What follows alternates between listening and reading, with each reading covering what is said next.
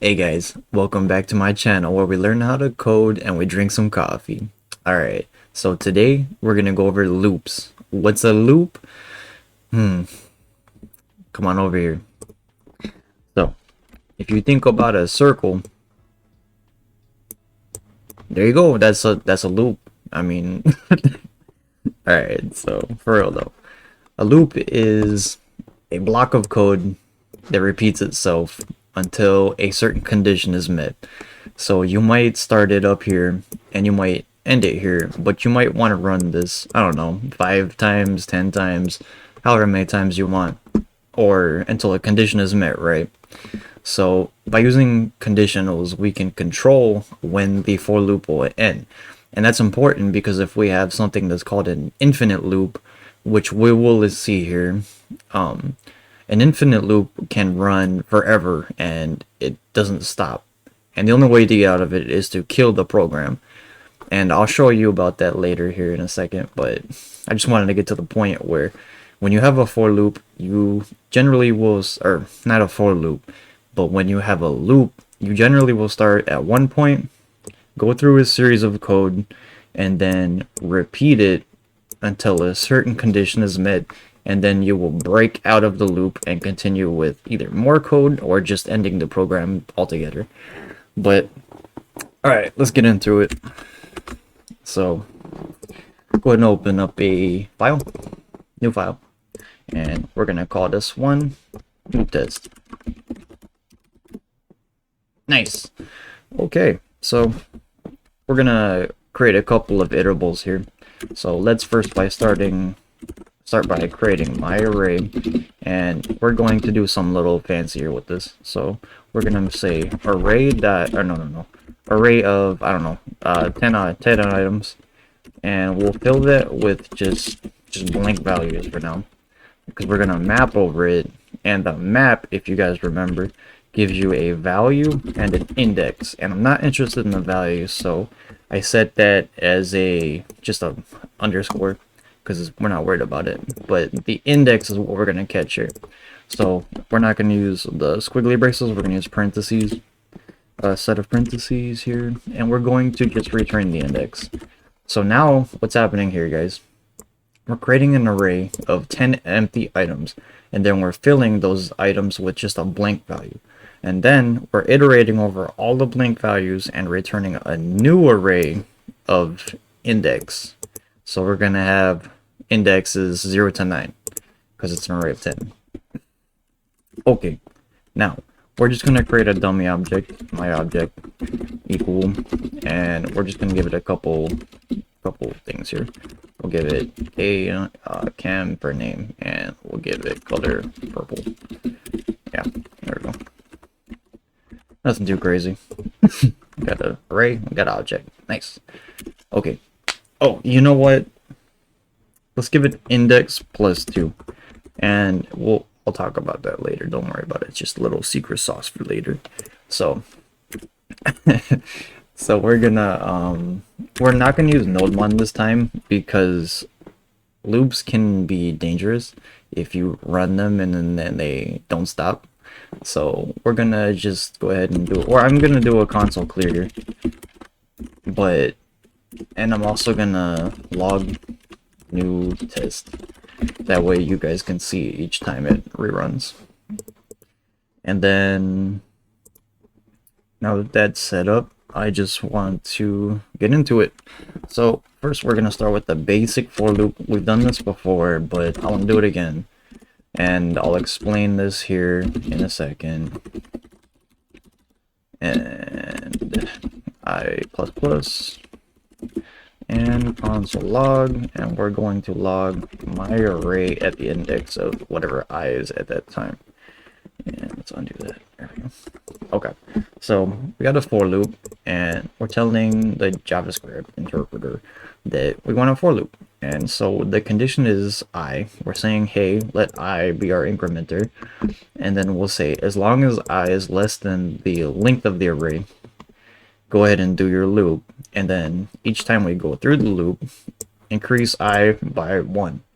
So this is the equivalent of I equals I plus 1 or I plus equals 1. Except when you have I plus plus, when you have that set up, I is ran as its initial value, and then after it's ran, it gets incremented by 1. So if it's 0, the computer here says, okay, it's 0, do your thing, and then it increases it by 1 for the next time it hits 1. You can also do I minus minus, and you know what, guys, if you can even do plus plus and I, and what that does is it'll increment it before it reads I. So if it's 0, it won't read it as 0, it'll read it as 1 because it's already been increased from the plus plus. Note that. Okay, so now we're gonna run this with node. We're not gonna use nodemon because nodemon will just keep running and running and running every time my thing saves. It's gonna have auto save, so we're not gonna use nodemon. We're just gonna use node, and then we're gonna say loop test. Boom, there it is.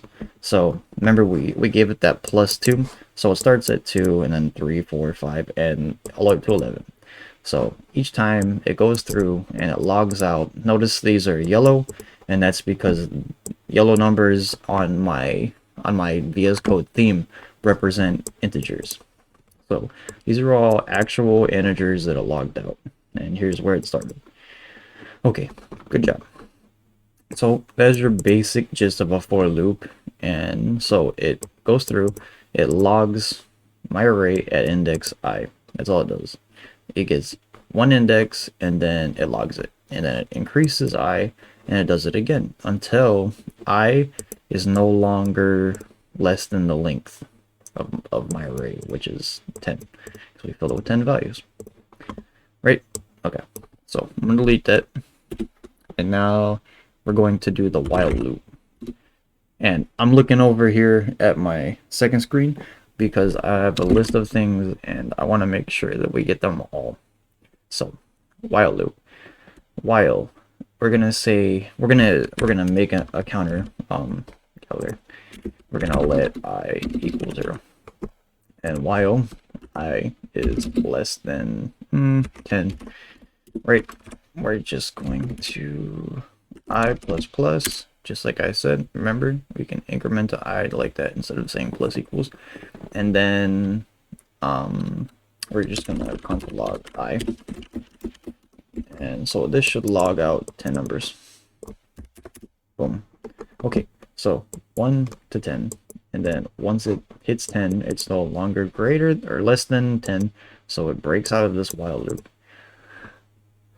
Now, to create a program in the terminal that just runs and runs based on input, you can also say while true here. And don't run this, guys. Don't run that. This true will never equate to false. And the problem with that is that this creates something called an infinite loop. So what happens when we run this?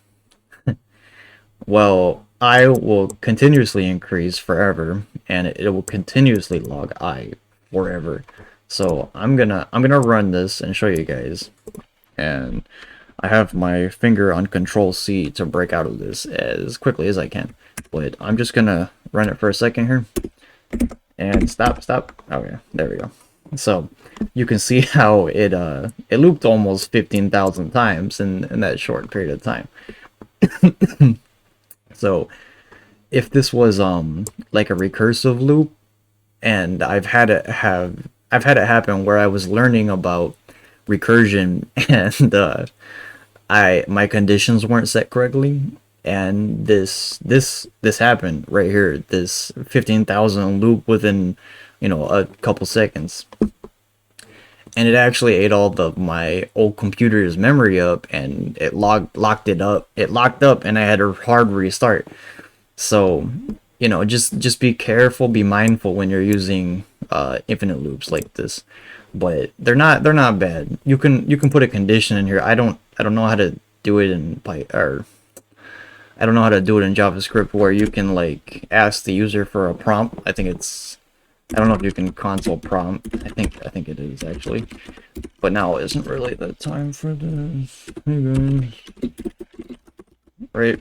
And now we're gonna put our break here because I don't want to do that. But okay, so anyways, I don't want to do this right now. But you could basically create a menu by prompting the user for something like a name, and then going in to do something with that name, like return like hey guys, or instead of guys it'll say their name, and create a menu that way. But I don't know how to get all that right now.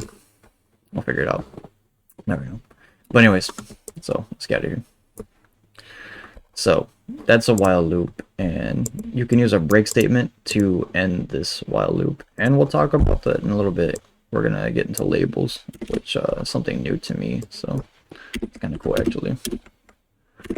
They don't have labels in Python, I don't think. Don't quote me on that, but as far as I know, they don't have labels in Python. When I first started learning how to code, I was using something, I believe it was dark basic or visual basic or something, and it was like a 3D game making engine, and it was back in high school, and so they had labeled loops, which made it super convenient to be able to jump to certain areas in the program. So like if you wanted to specifically target a conditional, you could go directly to that point in the loop and then run it from there, and it made building the program a lot easier than just continuing from like the top of the loop or whatever the case. But yeah, it was good stuff. Alright, so anyway, enough of that. While loop, for loop, do while. Do while is kind of weird. Let I equals 0. That's our counter. You know what? Let me name it correctly for you, because it doesn't make sense to call everything I. So we're gonna do a task, right, while a condition is met. So in this case, we'll say count less than 10, and do our count plus plus, and then we'll just console log the count. Okay, so what's happening here? It's just like a while loop, except the condition is kind of like external or at the end. So boom, there it is. We got 1 to 10, and basically this it does this while this is false, or yeah, true. It does this while this is true. Okay, so that's all I got to say. The for in loop. So I just realized something about the for in loop that I'd like to cover. For in, right? So we're gonna say for let item of, or in, let item in my array, right? And console log item, something like that, something. Right, boom. And now look, remember what I said about my theme? Look at this. These are not yellow, they're strings. And you notice something else? It doesn't end at 11, and it starts at 0. So the in loop does not return the actual value. Yes, those are stringified integers, but guys, these aren't our values. These are not our values that we have in my array. My array contains 2 to 11. So what does that mean? These are not the actual values. They're properties. So what does that mean? Check this out. If we say my array at item, that crash because it's a string. No, okay. So that worked, right? So we could iterate. We could technically iterate through an object, By doing that, right, and then we have our actual values here, and if I just drop item real quick, you'll see where it's returning the keys but not the value. Oh, what the, that's the wrong value, okay, item, where it's returning the right here, the keys but not the values. So if I was to say item comma or my object item, then we'll get the full set, right, by using the in. Oh, what the, crashed. Not key guy, item. You're right, node, as always. New test. that's not part of it. Name cam color purple, right? Where's this coming from? It's right there. Okay, now that I put that aside. So there's that, right? But there's also a for of loop, and that was bothering me for the longest time. So check this out. I'm gonna change this back to my array because, like I was saying, you can't iterate through this because it's an object, but you can iterate through an array. So my array, no, console log my array, and that's it. Or no, what, you know, it's gonna log out the item. So remember, guys, how that was returning the property. The in loop was returning the property, and it was a stringified integer. This one is actually, boom, the actual values. So we've got 2 to 11, and they're integers. So the of loop will actually return the actual values of our iterable, and the in loop will not. However, the in loop does allow us to iterate through my object, where the of loop, if you put my object in there, it should return an error. Yep, because object is not iterable. So there you go. For in, for of, and labeled loops. So labeled loops is something new to me, new to you maybe. You can put any label here. I'm gonna call it, and forgive my spelling, I'm gonna put it the outer loop, and you put that colon there, and it indicates, hey, this is a label. So outer loop, and we say while true. Well, do I want to put that there? Do I want to put true? That might be not a good idea, because it might just, you know what, we'll put it. Yeah, we'll put it. That's fine. While true. And then in our while true, we will say we're gonna create some breakpoints here. So let count equal 0. Let I count equal 0. Right? Okay. So if I count is less than I count these guys is less than, I don't know, 3, 4, whatever. Console log, and we're gonna I count plus I count. Don't forget the space. And then we're gonna say continue continue outer loop, right? So what I'm predicting here is going to happen is that this is going to run because I count is less than 3.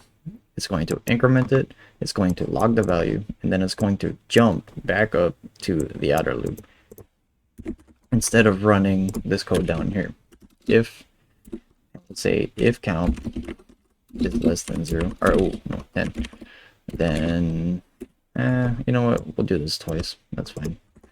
Then count plus console log.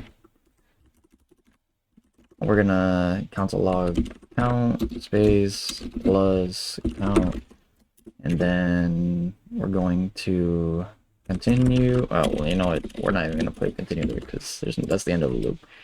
And then we'll say if I count is what, it's greater than or equal to 3, and the count is greater than or equal to 2, then we're just gonna go ahead and break the actual loop. And I called it outer loop, but it's gonna be the only loop here. There we go. So it should log this 3 times and then log this 2 times, and then it should break out of the loop. Actually,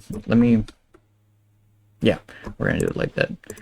Okay, so you could have a nested inner loop. I didn't do that here, but you could, and then you could use these statements. You could even break to the outer loop. You can do that. We're not gonna do that here, but you can. And you can have these nested statements where you can jump to different parts higher up, and that'll save you some headache. But for now, let's run this. Node loop test, boom. Oh, it doesn't like that because it's capitalized. Which line is that? 16?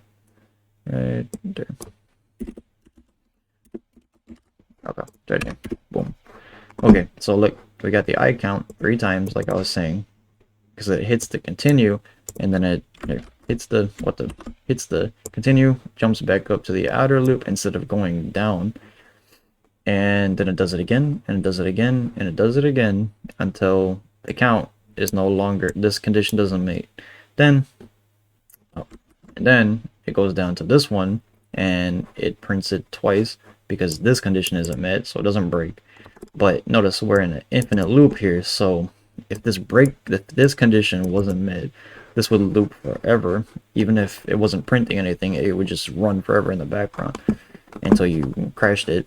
And hopefully you can close the terminal before your computer crashes, right? But so that's something worth noting, guys. If you ever get stuck in an infinite loop and you're in VS Code, don't hit this button.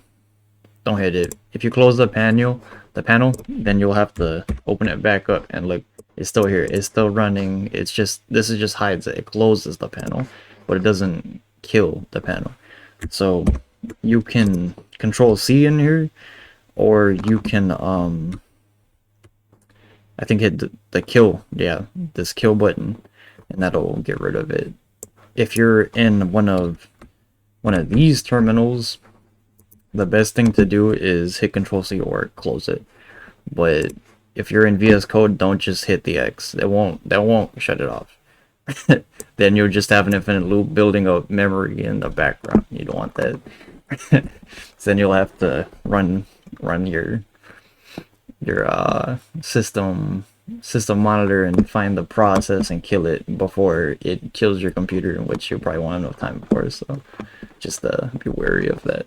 But don't be afraid of using while true loops. Just make sure you got a break statement in there, and you'll be alright. But okay, guys. So I mean that's while loops. Well, that's all loops. And there you got it, Very good. Let's have another sip of coffee. You guys deserved it, huh? Or tea. You can bring that stuff here too. It's okay. It's a space. But alright, guys, so that's loops, and maybe next time we'll go over functions so we can learn how to modulize our code a little bit here, because eventually you're gonna want to run certain chunks of code like this, but maybe you want to run it 5 times or 2 times, who knows, however many times, and you want to modulize it, so you want to set it up into a function. And those are really simple. Once you get the hang of them, they're super easy.